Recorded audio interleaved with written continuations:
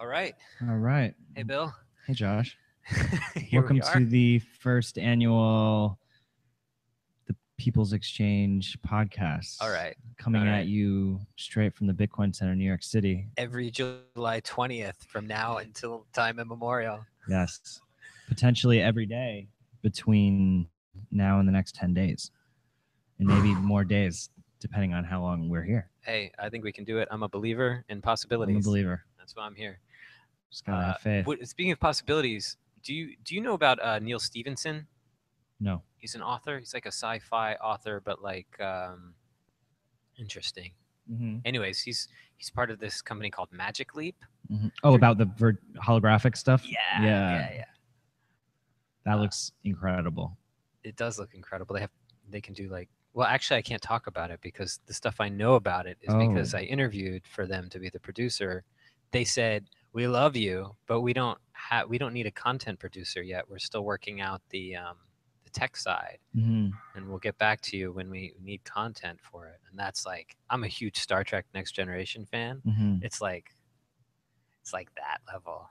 It's like It is. It's pretty next level. It's pretty awesome. Well, based on the commercials that I've seen for it, it looks pretty wild. But obviously, commercials are going to make it look as good as possible. Other possibilities. What do you think about Reverend Billy? Do you know about Reverend Billy? No, you're just finding me all these things I don't know about. Really, I'm surprised about that. He ran for mayor in New York City, and oh no, I'm thinking of Colin Beavan. That's another guy. That's No Impact Man. Mm-hmm. But Reverend Billy, maybe he did try and run for mayor. I don't remember, but he's been around a long time. He does the Church of Stop Shopping. He does like these consumerist intervention events. Mm. You know, he'll hold like a choir at a bank, like in an ATM vending station. Oh, cool. And he's done a lot of stuff. He's been around for years, but cool guy. I think about, who could be a ringleader for the People's Exchange, and he's someone who comes to mind. Mm-hmm. Yeah, I love those kinds of intervention actions at like very consumer-based places. Like there was, Black Friday. Mm-hmm.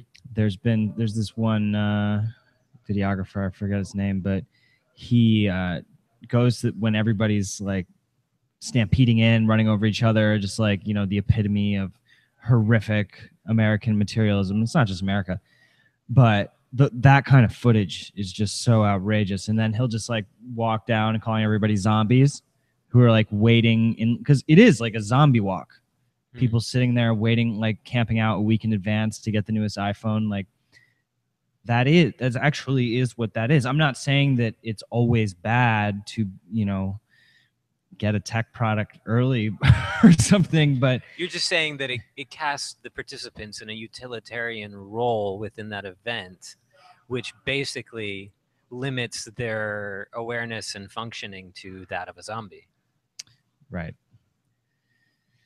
So, and I think we all act like zombies in different ways. It's hard to avoid it. Yeah. The screens are mostly for me the pitfall of where I become zombified at some, in some level, which is why. But you don't want to have guilt. I found that screen guilt is not a good thing, because then when you're hanging out with people, then everybody's. I have guilt. I have screen guilt. I write about it a lot. I understand. I deal with it. I work with it, but I have it. Yeah. I mean, generally, it's like you can sort of take two paths. Like, obviously, you go out to dinner with people. If someone's on their phone the whole time, that's not really respectful, cool. But at the same time, I think there's other situations where it's just great to be totally open and not take it personally if people are doing that. Because it's really not... Once people start taking it personally in the group, that's when the group destructs. So, like, it's annoying maybe that people are tuning out of the conversation and going on their phone, but it's also the reaction to that behavior that causes the conversation or interaction to devolve.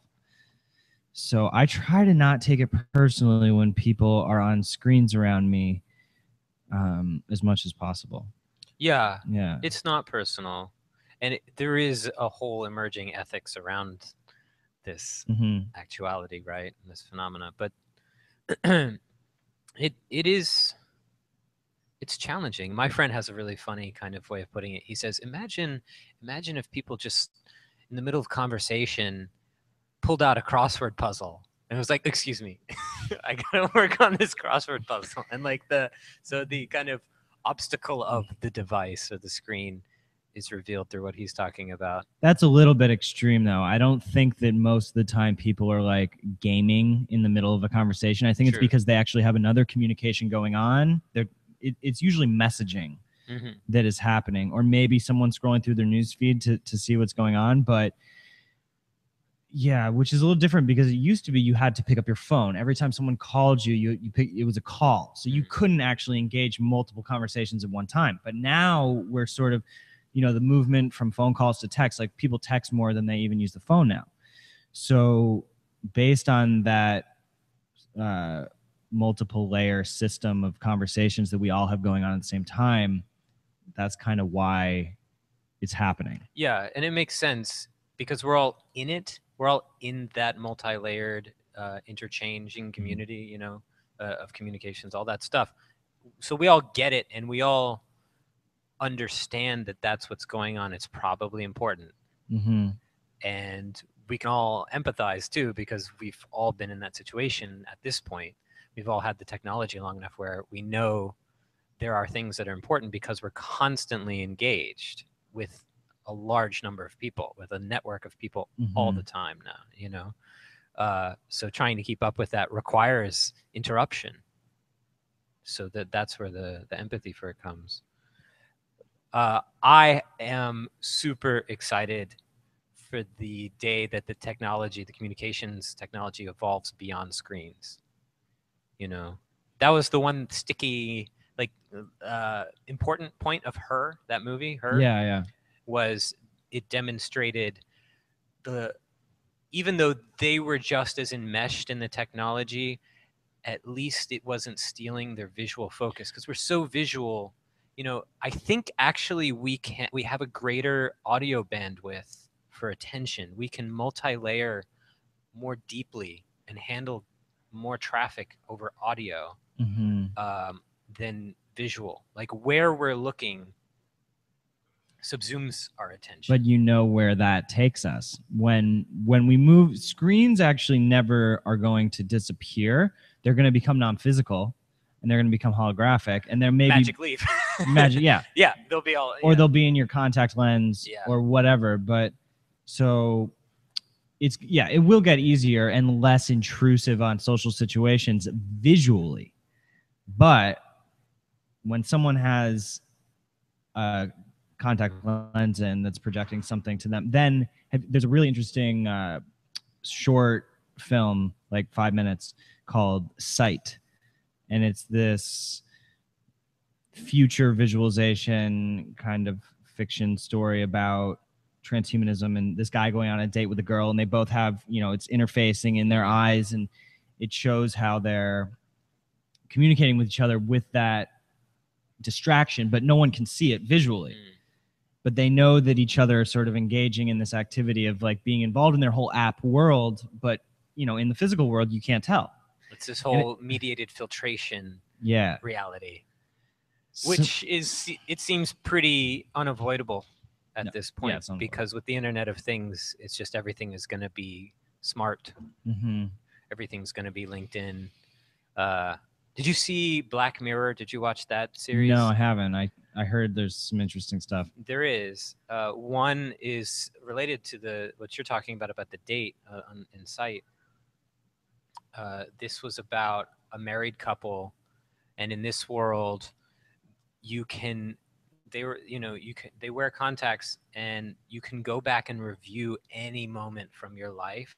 Right. And the husband, like, they go over to an old friend for dinner, and the husband's like, what's up with my wife and this guy? And so he tries to say, why, and why was it weird between you and this guy? And she says, yeah, we had a thing a long time ago. He's an old flame, it turns out. He's like, and so, in the classic sense of like jealousy and that story, that narrative, he keeps digging, and eventually he goes back through her moments collection and Right. finds out that it wasn't just an old flame. He had like she had cheated on him during their marriage, and he had been in like that other guy had been in their bedroom, and he just flips the fuck out. Yeah. Yeah. So what's cool about that show is it does play out some of the implications of the technology that's coming, that immersive technology realm. Yep. And the fact of more and more of our lives being recorded, and like now. The end. Yeah, like now. And I think that there is, it's you don't want to judge it as being negative or positive. It's just that this is how evolution is occurring, and we want to do it in a way that gives, obviously, the people control over what we're sharing as much as possible. But technologically speaking, this is just what's happening, and it's not going to stop happening. Yeah. So I wonder if there's anyone who would disagree with that. I can't think of anybody in the public sphere who really realistically you can't disagree with it. Yeah. Because it is evolution. But it's a strange thing just to like land on that point and say, yeah. Right. It is weird to accept that. It's got to be accepted. Well, I guess there would be people who disagree, and because you have spiritual evolution or whatever, consciousness evolution, if that's a better word for people. Sure. And then technological physical evolution. So there are sort of those two different, like there's the evolution of thought and the evolution of the material world, but those are obviously intertwined. Yeah.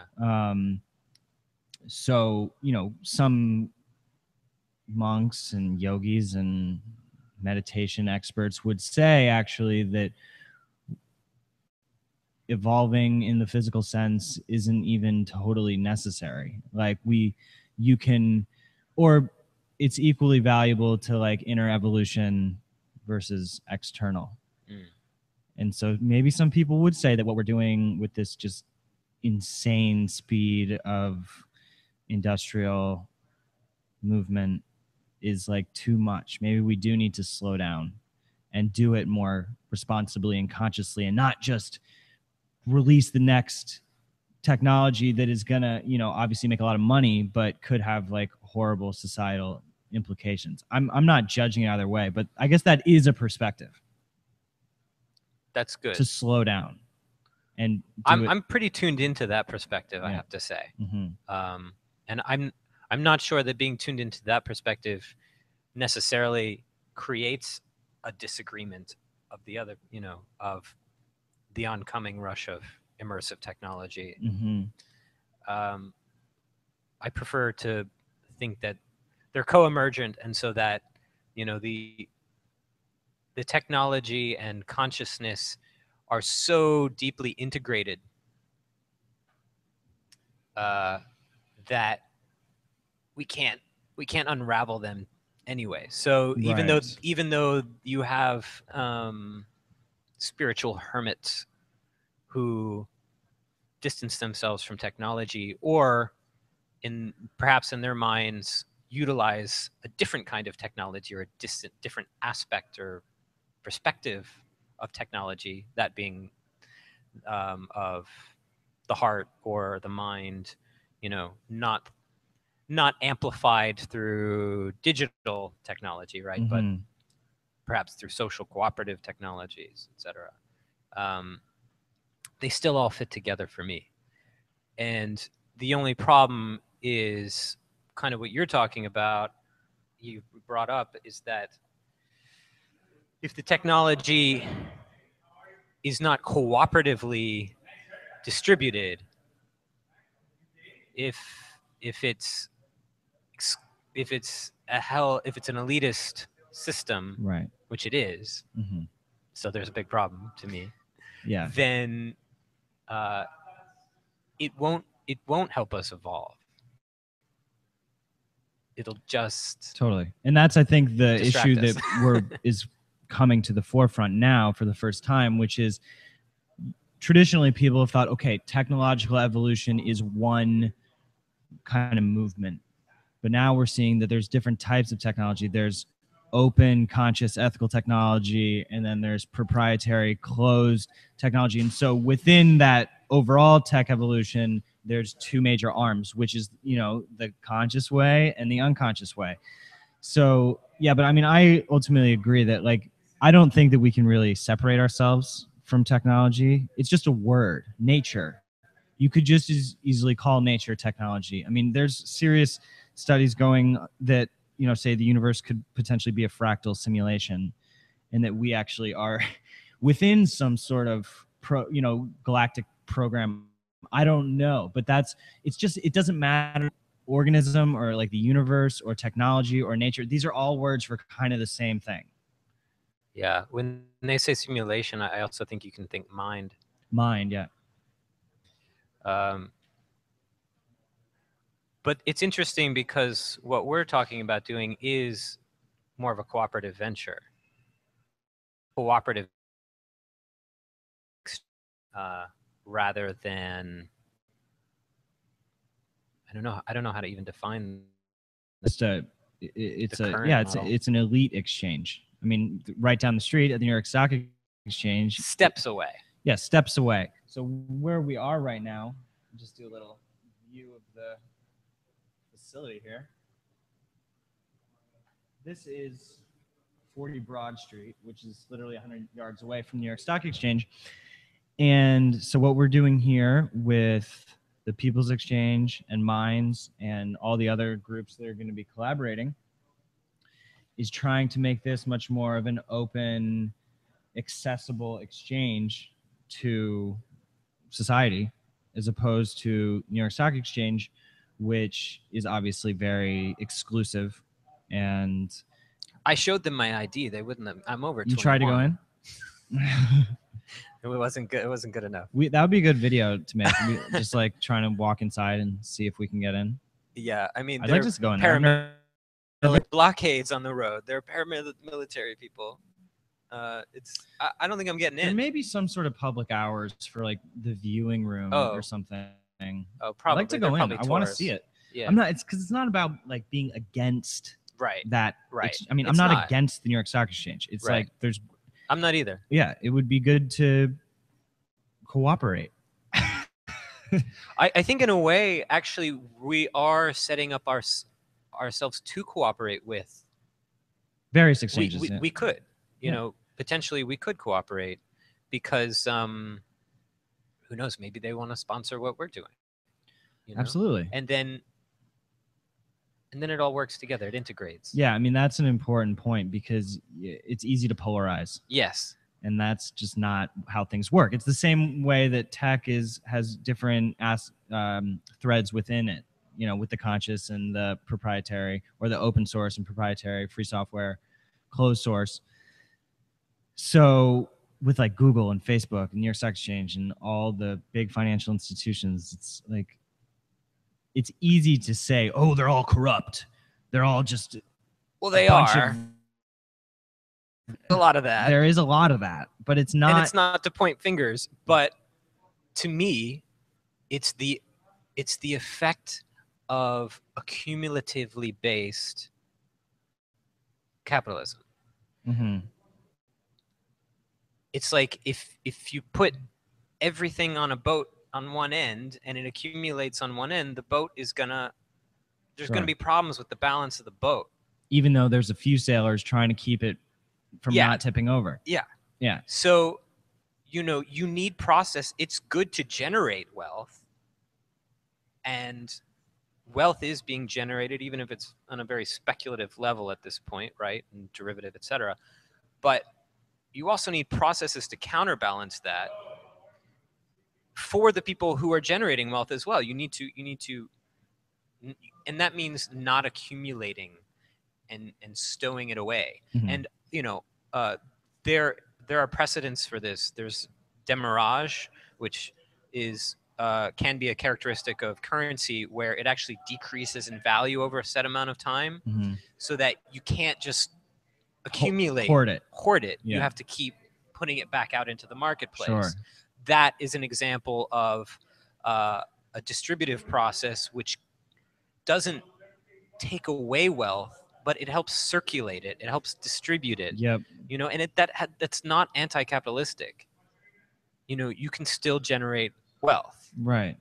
But when it becomes consolidated, you get corruption. You get people who are only positioned to do their jobs in a corrupt way, Mm-hmm. you know, and there are ethical components that get locked out of the system.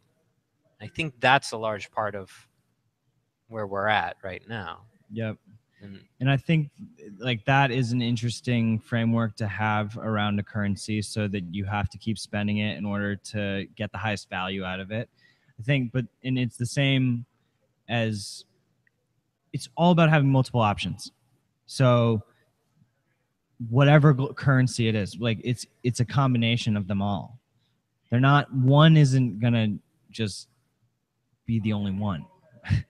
So, but that's the system that we've been running on since the dollar true. was taken. And we're Since just we've been on starting to fiat find, currency, that was so the dollar is the basic currency around the world.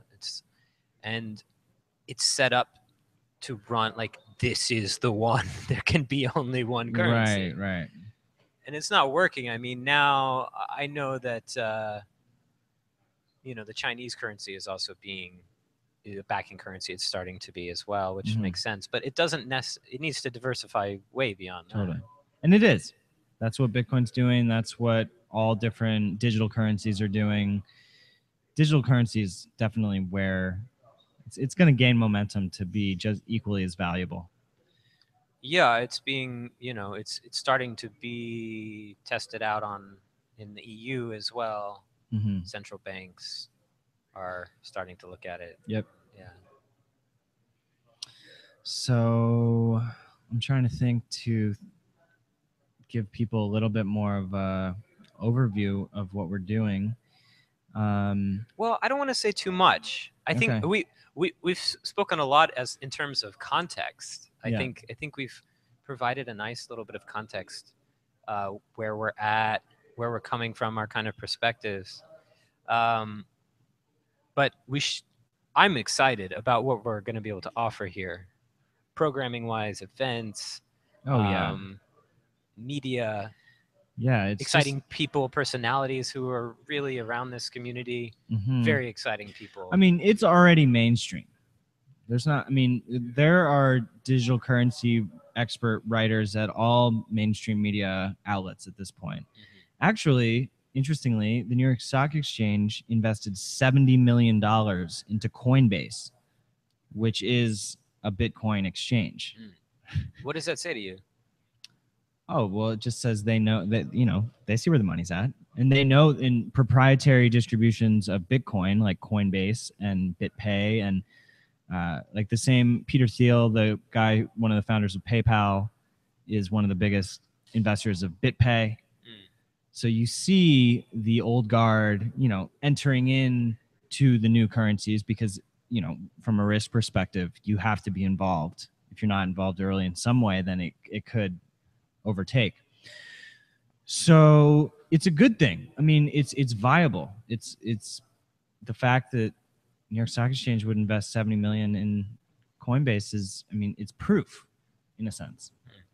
But I don't think that Coinbase and BitPay are the future of Bitcoin at all, because they're just recreating the old model and then in the new way. Bitcoin is an open source decentralized currency. They took Bitcoin and made a proprietary app on top of it. Right. So maybe it's more user friendly, accessible, but it's still built on not quite the foundation that you need to be successful.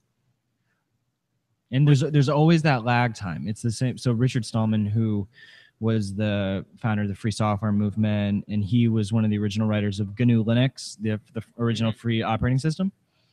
So he won't use any proprietary software in his life. He doesn't even have a phone, but yet he's like one of the pioneers of technology. So, but because he's concerned with surveillance, he doesn't want other people infringing upon his freedom through technology. So that's super interesting because people say, well, at your rate, it's going to take us forever to develop all this technology because there wouldn't be as much money in it. And he just says, yeah, it's like what we were talking about before. Like, yes, it will take longer, actually. Maybe it could eventually take about equal amount of time if there was enough awareness around it. But he is comfortable saying that, okay, yeah, we're not going to have the latest codecs in whatever video. I don't know. He's more concerned about the ethics than the performance. Mm-hmm. I'd bet on him. Yeah, long term. Yeah. But we don't need it right away, but we need it right.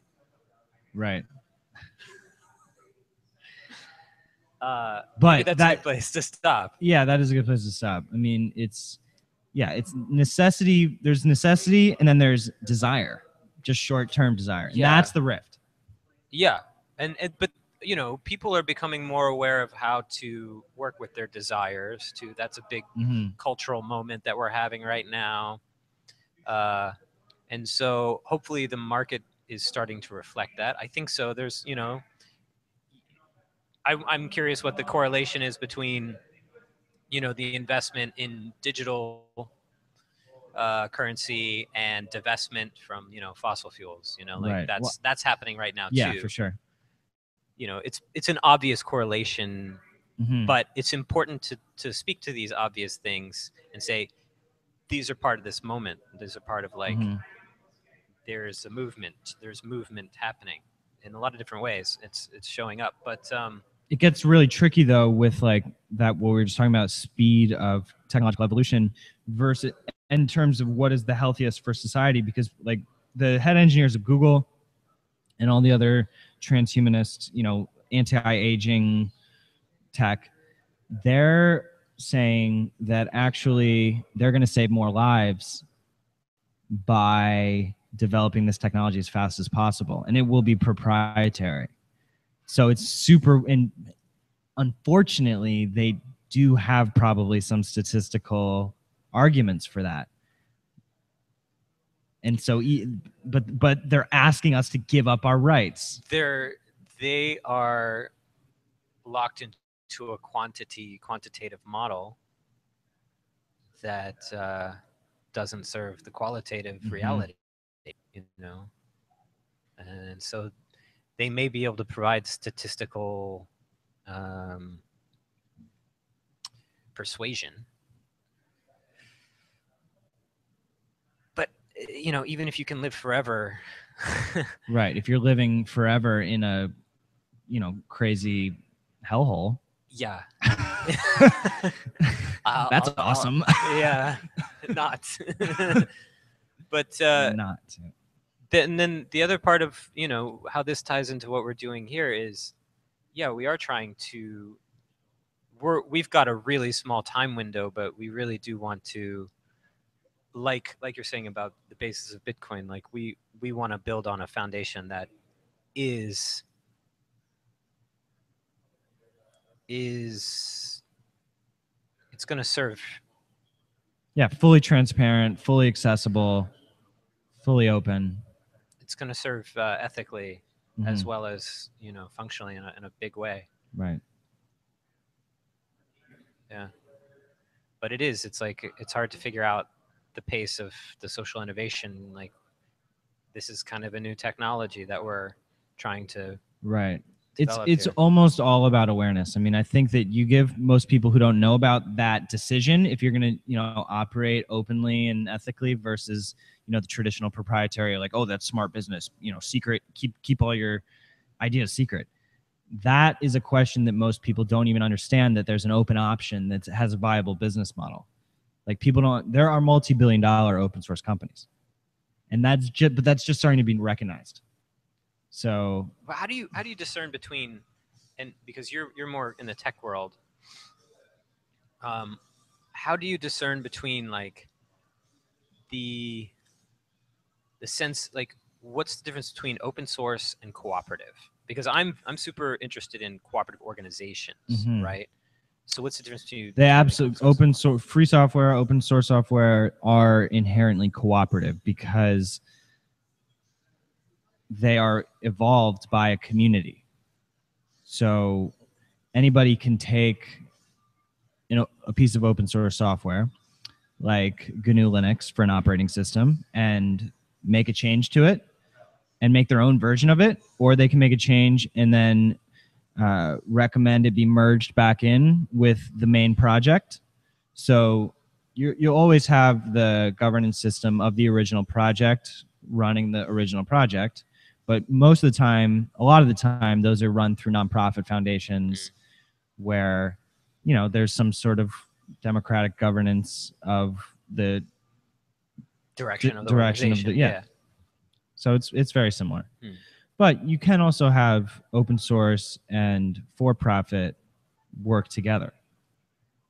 It's entirely based on the system. It's easy to go that direction, right? It's easy for a cooperative to incorporate a profit, and I think sometimes it's harder or just less in the sphere of the awareness of the profit, the for-profit sector, private sector, to look towards cooperative organizations to like say, oh, that can help us too. Yeah, what we're going to find is that for-profit corporations are going to start adopting cooperative business models. Yeah. And still make tons of money. Yeah. And it's better for everybody. All right. All right. All right. Good numero uno. Yeah. Sweet.